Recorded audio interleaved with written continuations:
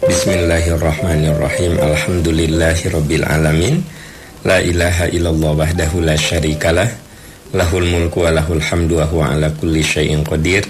Asyhadu an la ilaha illallah wa asyhadu anna Muhammadan abduhu wa rasuluh. Alhamdulillah, dengan izin Allah Subhanahu wa taala, pada pagi ini kita dipertemukan kembali di Percikan Iman Pagi yang biasa digelar setiap hari dari jam 5.15 sampai dengan jam 6. Sahabat-sahabat tercinta, pagi ini kita akan membahas sejumlah pertanyaan yang dialamatkan ke aam@percikaniman.org, ya, atau juga yang dikirimkan lewat Instagram saya. Dan insya Allah pagi ini kita akan bahas masalah-masalah itu. Mohon maaf sekiranya ada di antara sahabat-sahabat tercinta yang sudah mengirimkan pertanyaan, ya, tapi belum terjawab, ya, karena antrian pertanyaannya cukup banyak, ya, teman-teman sekalian. Tapi saya berharap itu sudah terwakili dengan pertanyaan yang masuk dan dibahas dengan tingkat kemiripan yang dekat, begitu. Pagi ini, hari Kamis tanggal 17 September atau bertepatan dengan 29 Muharram 1442 Hijrah.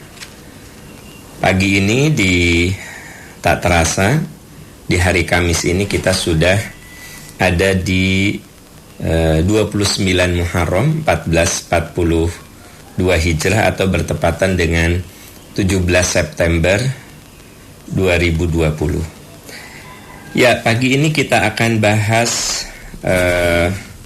pertanyaan pertama. Assalamualaikum Ustaz. Waalaikumsalam warahmatullahi wabarakatuh.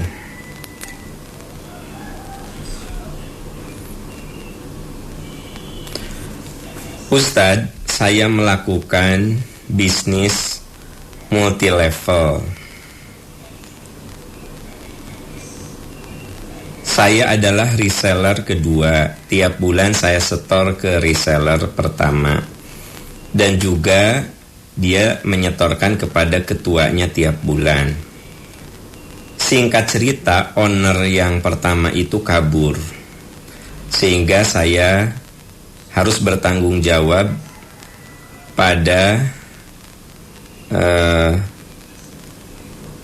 orang yang ada di bawah saya. Apakah saya wajib membayar hutang-hutang kepada yang ada di bawah saya? Mohon penjelasan. Prinsipnya, Bapak Ibu sahabat-sahabat sekalian, kalau kita tidak melakukan kesalahan, tentu saja kalau kita tidak mengambil uang itu, tidak mengambil dana itu, kita justru juga merupakan korban dari orang lain, ya. Secara agama tidak ada kewajiban untuk membayar. Karena yang wajib membayar itu kan orang yang ada di atas Anda, pemilik dari usaha itu yang kabur. Tugas Anda adalah menjelaskan kepada ada yang ada di bawah Anda bahwa sebenarnya Anda sama sekali tidak melakukan penipuan. Anda jelaskan, Anda terangkan, ya.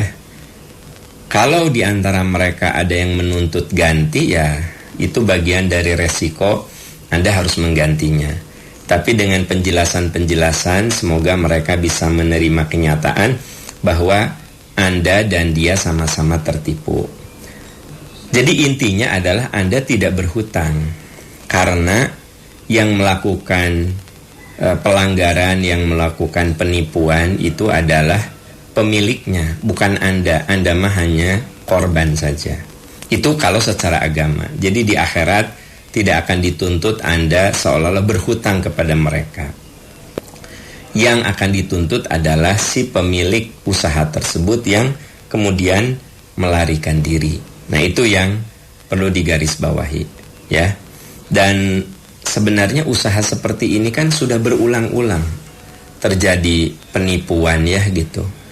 Kadang-kadang memang orang Indonesia itu suka mengulangi kesalahan yang sama. Coba bayangkan, investasi bodong itu, ya, misalnya. Kadang-kadang orang yang berpendidikan juga termakan, ya. Nah, jadi maksud saya itu kita orang yang kadang-kadang kalau sudah lihat keuntungan tidak rasional lagi. Rasionalitas kita itu tumpul. Dan banyak kan kasus-kasus usaha-usaha yang ujungnya ternyata bodong gitu. Kan harusnya pakai logika gitu. Ya, dari berbagai perspektif tentu saja. Tapi itulah apa yang terjadi pada diri Anda hanya korban. Hanya yang saya nggak ngerti di Indonesia, yang kayak gitu sering loh. Sering sekali berulang. Dan rata-rata tergiur dengan keuntungan. Kalau nggak tergiur dengan keuntungan mah, masa orang-orang yang kadang-kadang sangat berpendidikan bisa tertipu. Nah, ini jadi pelajaran lah untuk kita. Hidup itu harus rasional. Kalau Anda investasi tiba-tiba untungnya berlipat-lipat, nah itu sebenarnya kan ada hal yang tidak secara bisnis itu nggak mungkin yang namanya bisnis kayak begitu. Apalagi selalu konstan pasti dapat gitu kan. Nah, ini tolong juga jadi bahan renungan. Jangan sampai kita ini jadi korban atau mengorbankan orang lain. Tetap rasionalitas kita harus jalan, ketelitian kita harus jalan, kemudian aspek-aspek legalitasnya juga harus diperhatikan gitu. Wallahu a'lam bissawab, ya, semoga Allah memberikan rezeki pada Anda untuk bisa menyelesaikan semuanya, ya. Ya, kita beralih ke pertanyaan berikutnya, saudara-saudara sekalian.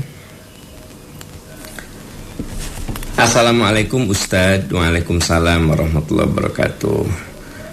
Ustadz, apabila kita berdagang dan sudah dikeluarkan oleh mentornya, jadi anggotanya sudah dijamin tidak perlu mengeluarkan zakat lagi karena sudah dikeluarkan zakat oleh pemilik bisnis, apakah saya tidak kewajiban untuk mengeluarkan zakat?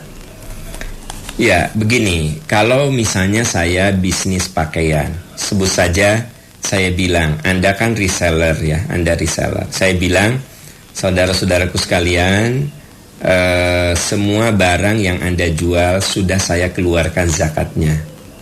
Semua yang Anda jual itu sudah saya keluarkan zakatnya.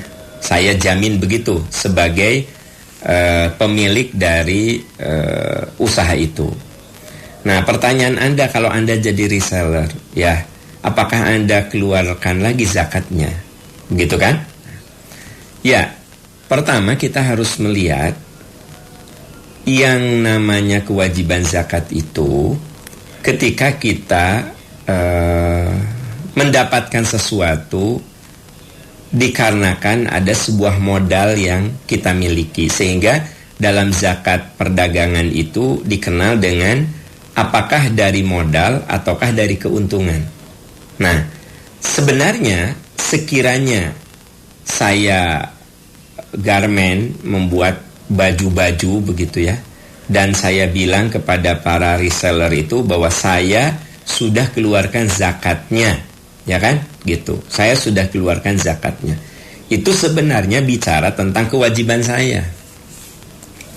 Saudara-saudara, sudah saya keluarkan zakatnya, itu kewajiban saya, ya, sebagai produsen dari satu produk. Nah, saya sudah ngeluarin zakat. Lalu Anda mengambil barang dari saya, sebut sajalah kerudung, Anda jual lagi. Nah, Anda kan dapat keuntungan dari jualan itu, ya. Memang boleh jadi Anda tidak bermodal, Anda bagian yang menjualkannya saja. Hanya Anda mendapatkan X rupiah dari setiap yang Anda jual. Nah, sebut saja per bulan Anda punya penghasilan. Nah, kapan kewajiban zakat itu muncul? Ketika penghasilan Anda mencapai batas minimal. minimalnya itu sama dengan 85 gram emas.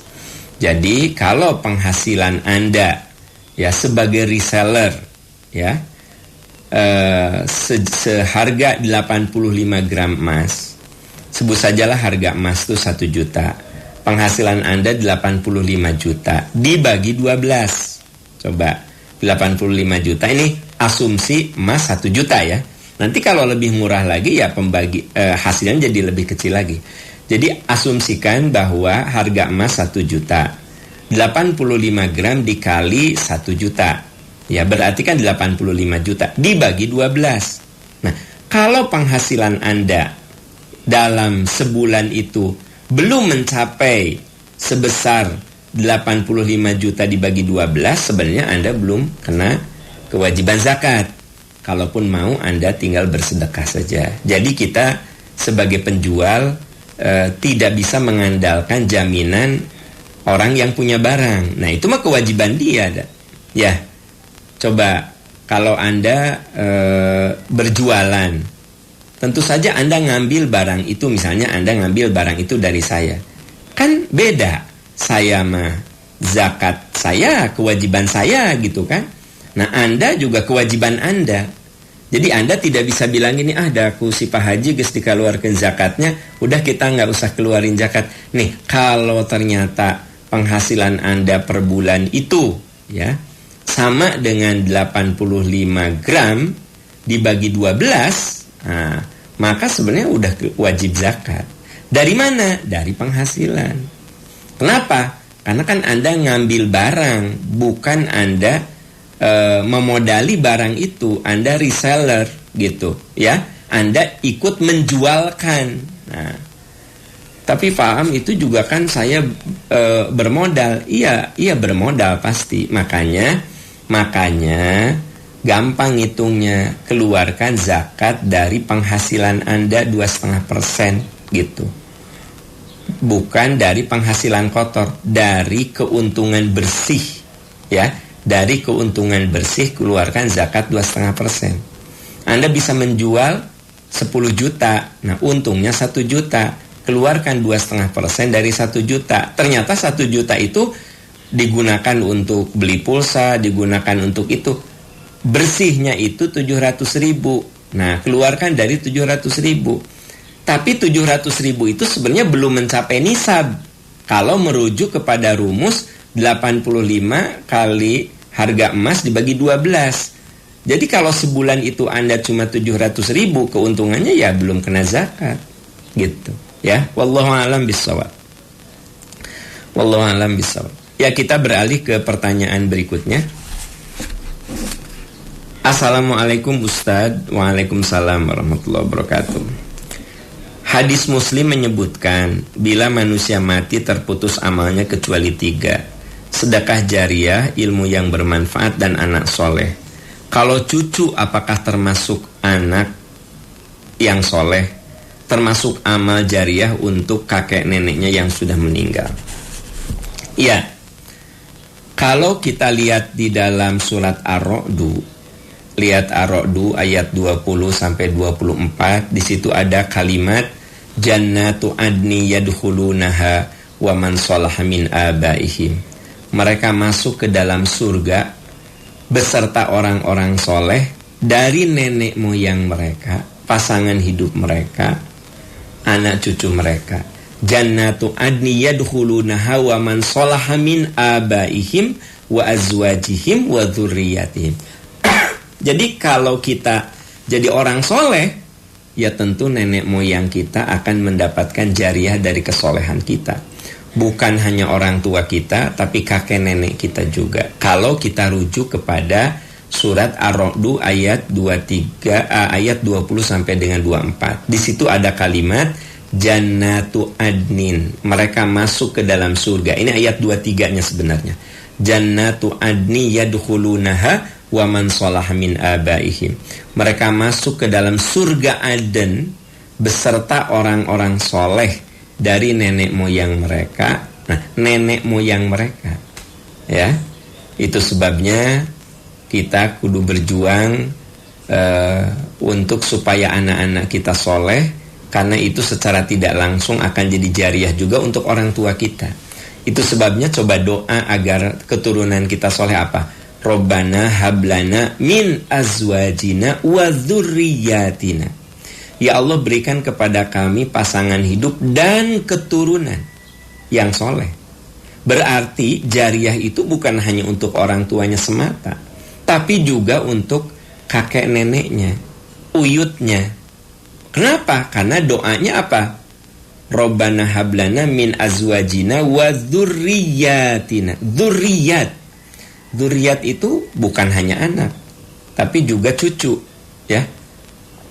Inilah yang bisa saya tangkap makna dari ayat-ayat Quran tadi, bahwa anak yang soleh itu bukan hanya jariah untuk ibu bapaknya, tapi dzurriyyat itu juga kaitannya dengan level cucu, ya.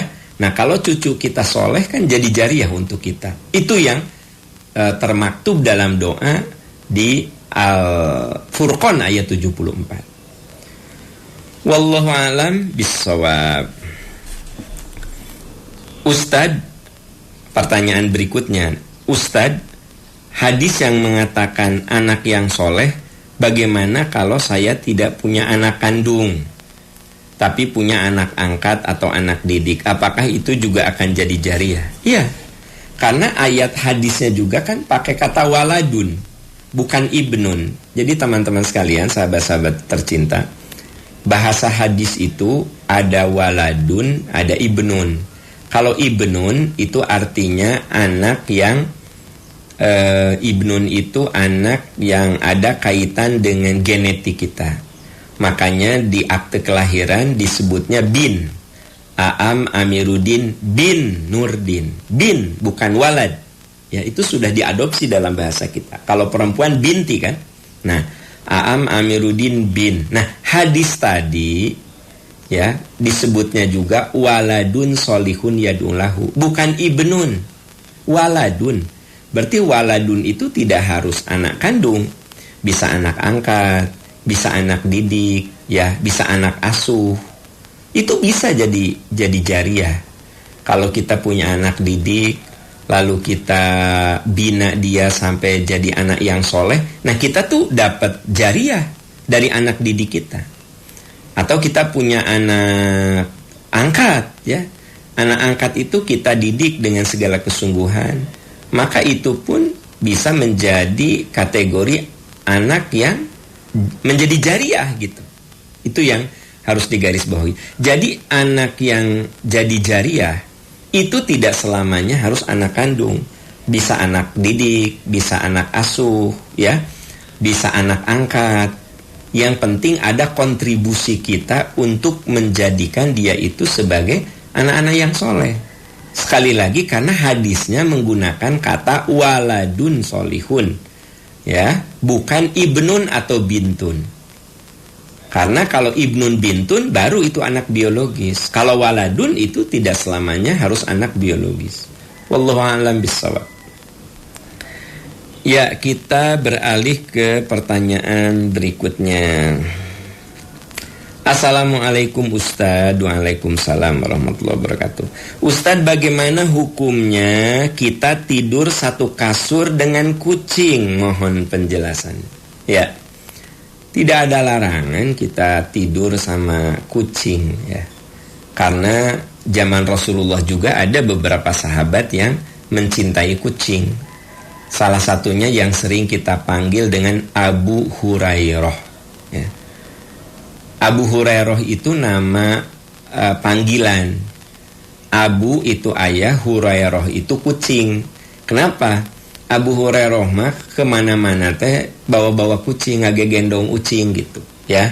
Lagi dengerin ceramah Nabi, kucingnya dipegang, ya kan gitu. Karena kan kalau orang sana bajunya tangannya suka gede, ya, lebar gitu. Kadang kucingnya itu bersembunyi di balik baju tangannya gitu. Sampai dia itu menjadi orang yang kemana-mana dengan kucing, dipanggil aja Abu Hurairah. Bahkan Abu Hurairah itu tidurnya juga dengan kucing. Nah, saya yakin ada beberapa di antara sahabat-sahabat yang di rumahnya ada kucing, Dan boleh jadi dia tidurnya itu dengan pemilik rumahnya, ya, dengan pemiliknya. Apakah itu boleh? Boleh-boleh saja. Dan Nabi membedakan antara kucing dan anjing. Karena air liur kucing itu sesuatu yang, kata Nabi, minat tawafin, sesuatu yang boleh ada di rumah kamu, dan air liurnya pun tidak najis seperti air liur anjing. Kalau air liur anjing itu najis, ya, air liur anjing. Kalau terbawa sholat, maka sebelum sholat harus dibersihkan dulu. Kalau air liur anjing. Kalau air liur kucing, itu oleh Nabi dikatakan sebagai binatang yang minat tawafin, yang boleh ada di rumah kamu, ya, boleh ada di rumah kamu. Dan terbukti sebenarnya kucing itu binatang yang paling bersih. Sepertiga waktunya digunakan untuk mandi kucing itu, ya, beda dengan anjing. Jadi kucing itu paling bersih dibanding dengan anjing. Kucing itu lebih bersih. Coba perhatikan, ya. Kucing itu seringkali menjilat-jilat bulunya. Itu tuh mandi, ya. Jadi kalau 3/4 waktunya itu untuk mandi, untuk bebersih, Dibanding dengan kita, ya, lebih sering mandi kucing, ya, daripada kita. Kita sehari 3 kali. Itu yang rajin sehari 3 kali. Ada juga yang 2 kali. Ada juga yang sekali. Ada juga yang kalau hari libur mah nggak mandi karena nggak keluar rumah. Jadi ada orang yang mandinya itu kalau keluar rumah. Kalau nggak keluar rumah mah nggak mandi. Nah, kucing, mas, saudara-saudara, jadi dari 10 jam itu 3 jamnya untuk mandi. Kebayang nggak sama Anda? 1/3 waktunya untuk mandi. Ya, memang kucing itu binatang yang bersih, ya. Makanya kucing boleh ada di rumah kita dan air liurnya pun tidak najis. Dan kalau Anda memang senang tidur dengan kucing atau kucing sedang tidur dengan Anda, tidak ada masalah, tidak ada larangan.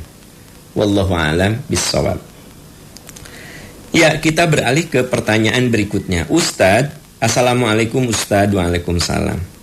Sudah 6 bulan ini saya sholat sambil duduk karena lutut saya sakit. Yang ingin saya tanyakan, apa boleh saya berbulan-bulan sholat sambil duduk?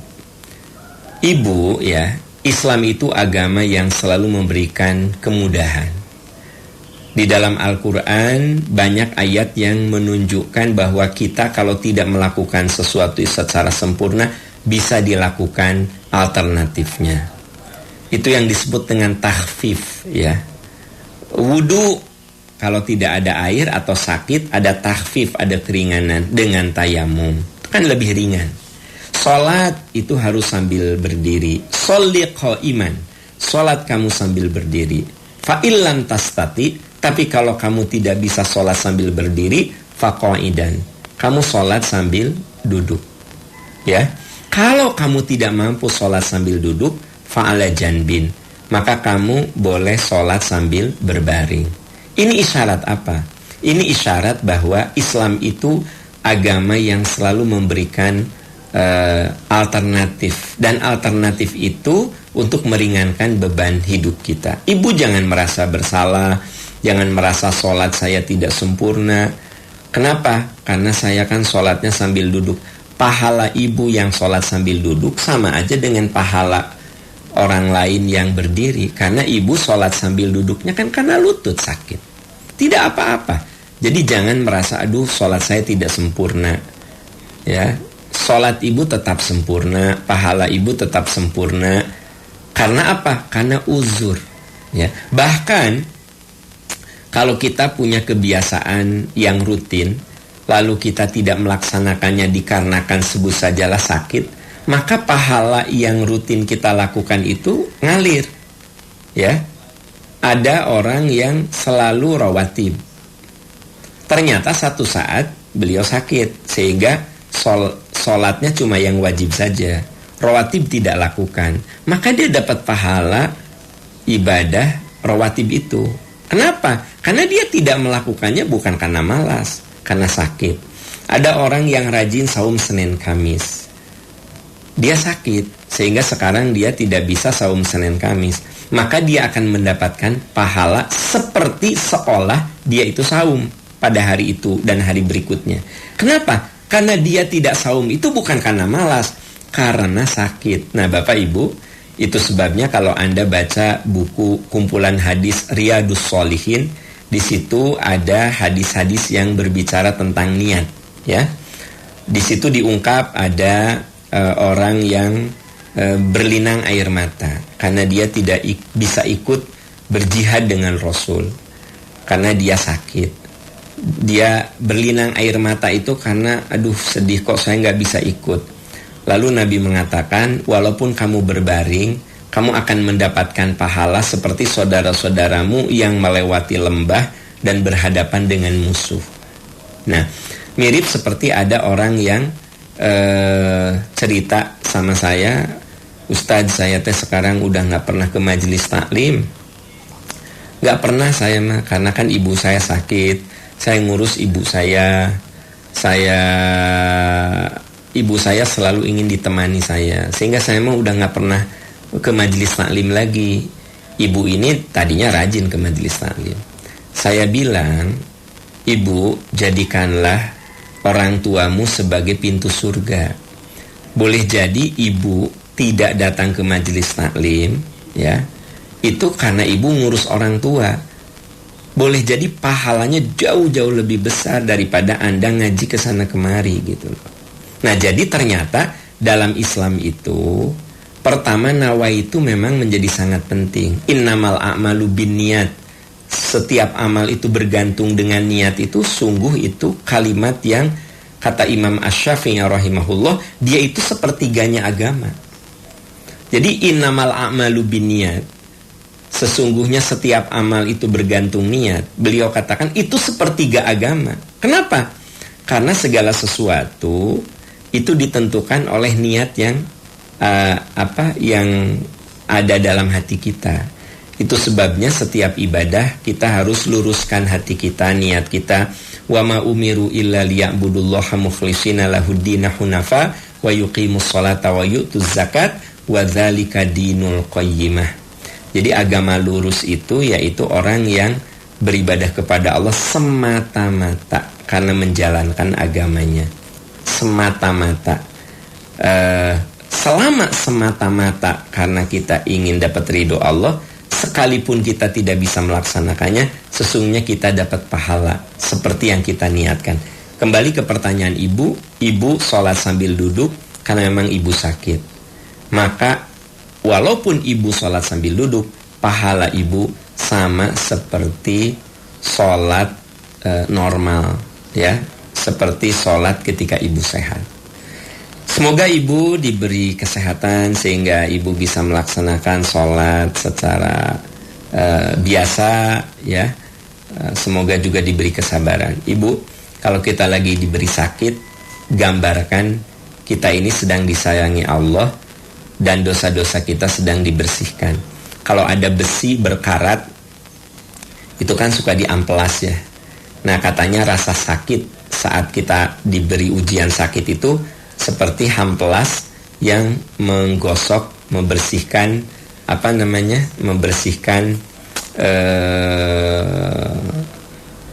kotoran yang ada di besi.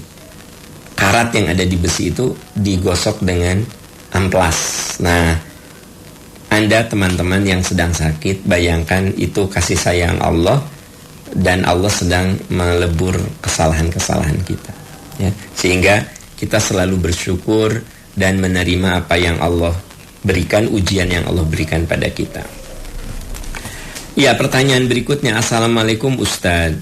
Ustadz, mohon dijelaskan surat Ar-Rahman ayat 33. Maksudnya apa? Ya. Surat Ar-Rahman ayat 33 maksudnya apa? Coba Anda lihat surat Ar-Rahman ayat 33. Di situ ada firman Allah, a'udzubillahi minasyaitonirrajim, ya ma'syarul jinni wal ins.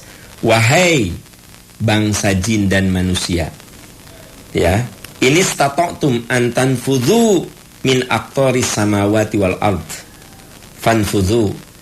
Hei bangsa jin dan manusia, jika kamu mampu menembus lapisan-lapisan langit, tembuslah. La tanfudhuna illa bisultan, tapi kamu tidak akan bisa menembus lapisan-lapisan langit kecuali dengan kekuasaan kamu. Nah, Ini ayat memberikan isyarat bahwa silahkan mau menembus langit, Anda mau bermukim di Mars, Anda mau menjelajahi bulan, Anda mau tur ke planet-planet apapun, silahkan. Tapi latan fuduna illa bisultan. Kamu harus punya power untuk melakukan itu. Bapak Ibu, kita ini nggak bisa gitu ya, keluar dari bumi kita, menembus lapisan-lapisan langit. Langit itu dalam bahasa Al-Quran suatu yang ada di atas kita, ya. Nah, di sini ada kata-kata aktoris samawat, lapisan-lapisan langit, kan gitu. Nah, tentu lapisan di sini bukan berarti kayak lapis legit. Tentu ilmu astronomi akan menjelaskannya bahwa yang namanya bumi itu dibungkus oleh lapisan-lapisan tertentu, ya, yang tentu saja sahabat-sahabat yang bidang ilmunya astronomi bisa menjelaskan lapisan-lapisan itu apa saja. Silahkan kamu tembus lapisan-lapisan itu. Tapi latan fuduna illa bisultan. Kamu tidak bisa menembus itu semua kecuali dengan sultan, dengan kekuatan. Jadi silakan kamu kembangkan ilmu, pengetahuan, teknologi. Kamu bikin pesawat untuk bisa menembus langit. Dan bahkan kamu boleh saja ya tur ke bulan, kamu tur ke planet-planet. Ustadz boleh nggak ada program misalnya tinggal di planet mana yang lebih layak? Silakan menurut ayat la tanfuduna illa bisultan. Tapi kamu hanya bisa melakukan itu ketika kamu punya kuasa. Maksudnya kuasa di sini adalah ilmu pengetahuan dan teknologi. Itulah yang memberikan isyarat bahwa dunia keilmuan untuk mengeksplor alam ini tak terbatas. Jadi kita disuruh untuk mengeksplor, bukan mengeksploitasi. Itu dua hal yang berbeda. Kita disuruh mengeksplor bumi, meriset, ya. Yang tidak boleh itu mengeksploitasi. Kita mengeksplor hutan tuh boleh, dieksplorasi, di riset. Nah, yang tidak boleh itu dieksploitasi. Hutannya dibabat, udah aja. Nah, itu dieksploitasi, maka dia akan menimbulkan bencana. Karena di dalam Al-Quran dikatakan Dhoharul fasadu fil barri wal bahri bima kasabat aydin nas. Tampak kerusakan di bumi dan di langit. Dhoharul fasadu fil barri wal bahri, tampak kerusakan di daratan dan di lautan. Kerusakan-kerusakan alam itu terjadi bima kasabat aydin nas, karena ulah tangan manusia. Jadi kita mengeksploitasi. Tapi kalau mengeksplorasi, meriset, silakan eksplor tuh ke planet-planet, ke ruang angkasa. Illa bisultan. Tapi kamu harus punya ilmu di situ, punya power, punya sultan, kekuasaan. Yang dimaksud kekuasaan di situ, tentu saja kalau kita ingin menembus lapisan-lapisan langit, kemudian kita mau tur ke sejumlah planet yang ada di alam semesta ini, silahkan. La tanfuduna illa bisultan. Jadi sebenarnya itu isyarat bahwa manusia itu diberi kebebasan untuk mengeksplorasi. Fabi ayyi ala'i rabbikuma tukadziban. Nah, ayat 34-nya.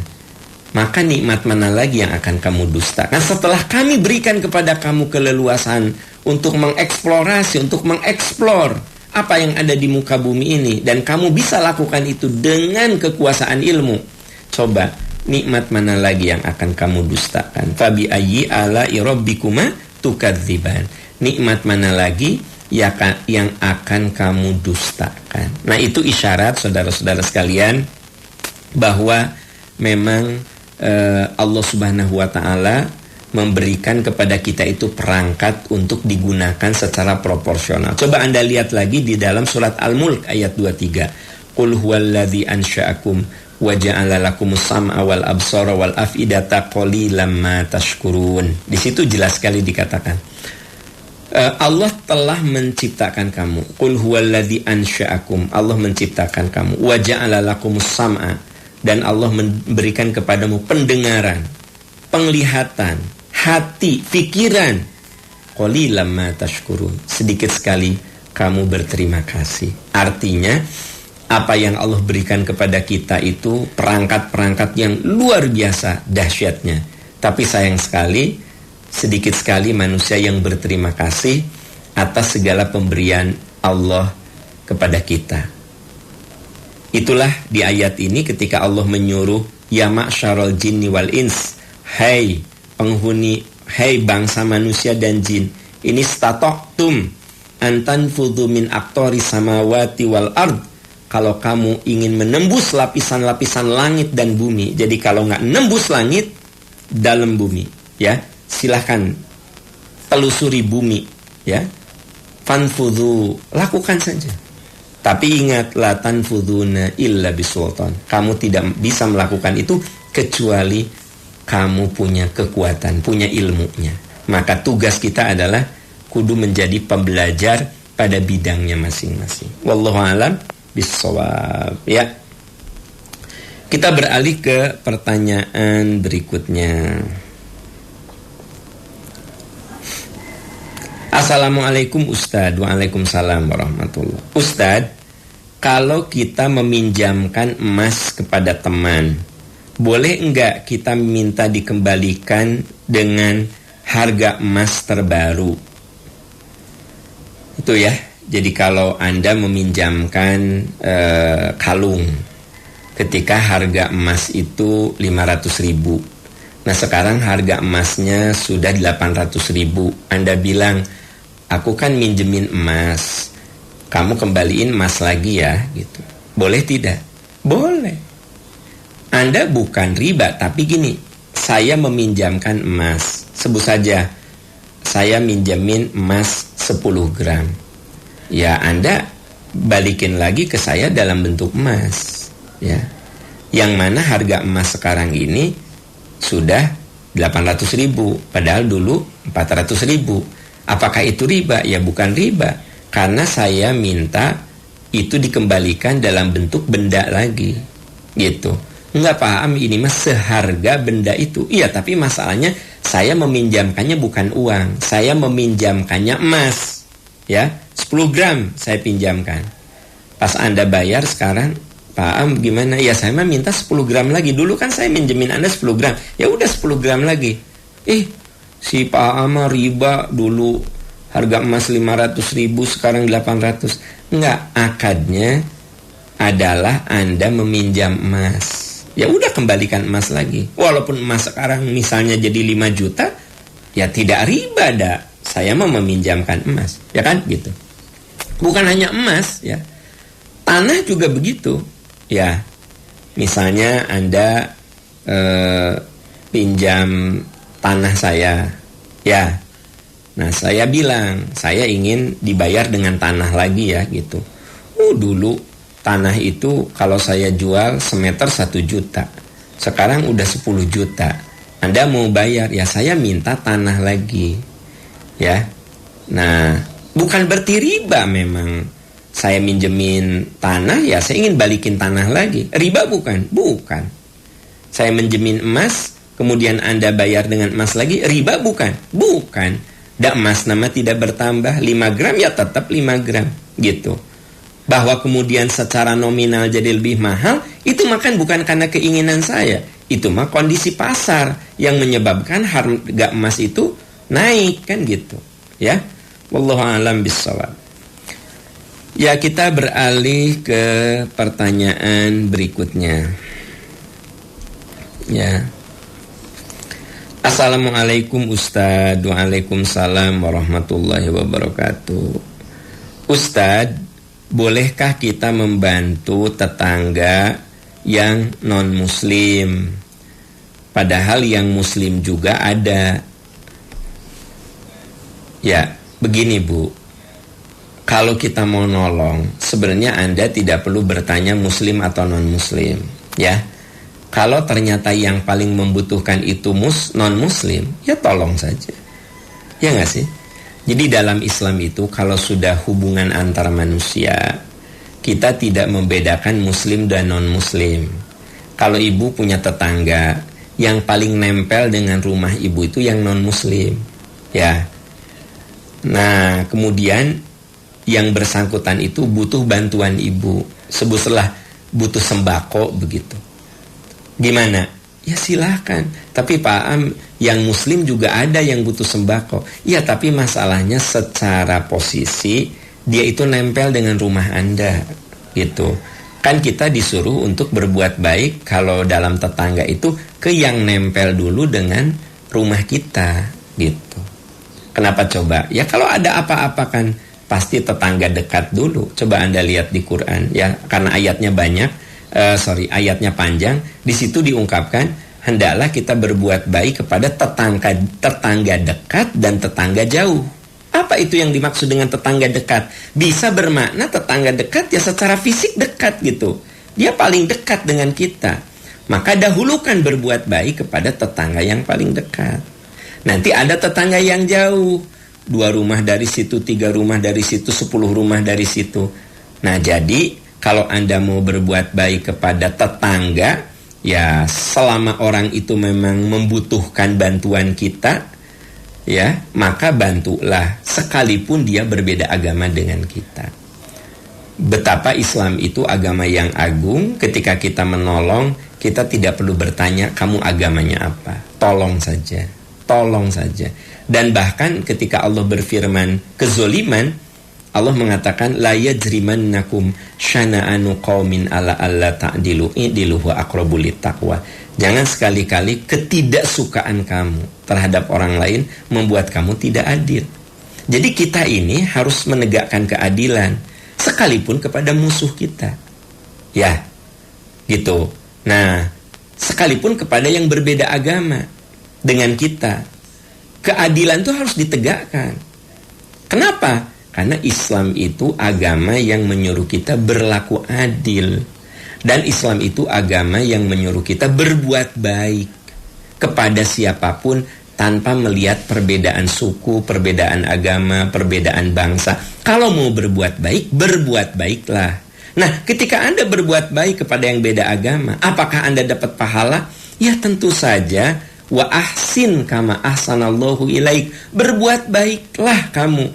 Tidak disebut objeknya kepada siapa. Berbuat baiklah kamu, ya, sebagaimana Allah telah berbuat baik pada dirimu. Makanya berbuat baik kepada binatang saja itu suatu amal soleh. Kita menyiram tanaman saja itu merupakan sedekah. Jadi kalau kita menyiram tanaman, ngasih makanan ke binatang, itu sudah bagian dari sedekah. Kebayang gak sama Anda? Menyiram tanaman, kelihatan tanaman sudah membutuhkan siraman air, ya silakan siram. Begitu kita kasih pupuk, silakan kasih pupuk. Itu tuh kategorinya sedekah gitu. Apalagi kepada yang berakal, sesama manusia, sekalipun dia berbeda agama, berbuat baiklah. Itu merupakan prinsip dalam ajaran Islam. Ada satu cerita dari riwayat Salahuddin Al-Ayyubi. Beliau itu panglima. Dan Salahuddin itu punya keahlian sebagai tabib. Jadi beliau itu sebagai panglima juga punya keahlian untuk mengobati. Ya, sebut sajalah beliau itu punya keahlian medis, dokter. Tapi panglima dia. Ternyata beliau mendengar bahwa panglima musuh Salahuddin Al-Ayyubi, panglima, sakit kan gitu. Lalu dikirimlah utusan. Kata Salahuddin, kalau kamu percaya pada saya akan ngobatin kamu. Ya gitu. Tapi karena tidak ada yang bisa mengobati, akhirnya Salahuddin Al-Ayyubi dipanggil dan mengobati musuhnya. Panglima musuh itu diobati sampai akhirnya sembuh. Ya. Nah, karena sudah sembuh dan peperangan masih berlangsung, perang lagi. Tapi Salahuddin mengobati dulu musuhnya. Bapak Ibu sahabat-sahabat tercinta, itu salah satu akhlak dalam Islam. Ya, akhlak dalam Islam. Bahwa kita wajib berbuat baik kepada siapapun. Bapak Ibu sahabat-sahabat tercinta, itu yang bisa kita bahas pada pagi ini. Insya Allah hari besok kita akan kaji, akan ada materi bedah buku ya. Dan insya Allah hari Sabtu ada kajian Al-Hikmah, Ilmuku Cahayaku jam 19.30. Pada hari Sabtu malam jam 19.30 ada materi Al-Hikmah, ilmuku cahayaku. Bagaimana kita menjadi orang-orang yang mendapatkan obor kebaikan melalui semangat berilmu. Dan kenapa ilmu ada yang berkah, ada juga yang tidak berkah. Kenapa ada orang yang berilmu tapi malah kelakuannya tidak menggambarkan ilmunya. Nah, lalu kenapa sekarang ini banyak orang-orang berilmu malah keblinger dengan ilmunya? Nanti kita akan bahas bagaimana adab-adab dalam mencari ilmu. Itu dijelaskan di kajian Ilmuku Cahayaku hari hari Sabtu, insyaallah hari Sabtu tanggal 19 September jam 19.30. Dan saya perlu menyampaikan jazakumullahu khairan katsira pada sahabat-sahabat tercinta yang sudah menitipkan wakaf untuk pembangunan Masjid Percikan Iman. Semoga itu menjadi amal jariah yang mengalir terus sekalipun tulang daging kita sudah menjadi tanah, karena itu janji Rasul, janji Allah bahwa amal jariah itu akan mengalir pahalanya sekalipun kita sudah menyatu dengan tanah. Silakan sahabat-sahabat bisa transfer ke Bank Mandiri 13.910.5008. Saya ajak ini tentu saja karena saya sayang. Semoga mumpung Allah masih memberikan umur, waktu, rezeki, yuk kita berbagi untuk simpanan kita setelah kita mati. Atau kita mau ingin berkah umur kita, hidup kita, sahabat-sahabat bisa infak dakwah ke 13.054.54.1100. 13.054.54.1100 kalau itu nawaitunya infak. Nah, ini bisa menyebabkan insya Allah mudah-mudahan anak-anak kita jadi soleh, harta kita jadi berkah, ilmu kita jadi berkah, usaha kita jadi berkah karena infak yang kita keluarkan. Bapak Ibu sahabat-sahabat tercinta, demikian pertemuan kita pada pagi ini. Insya Allah besok hari Jumat kita bertemu lagi di sini. Saya Amiruddin undur dulu. Subhanaka Allahumma wa bihamdika asyhadu an la ilaha illa anta astaghfiruka wa atubu ilaik. Walhamdulillahirabbil alamin. Wassalamualaikum warahmatullahi wabarakatuh.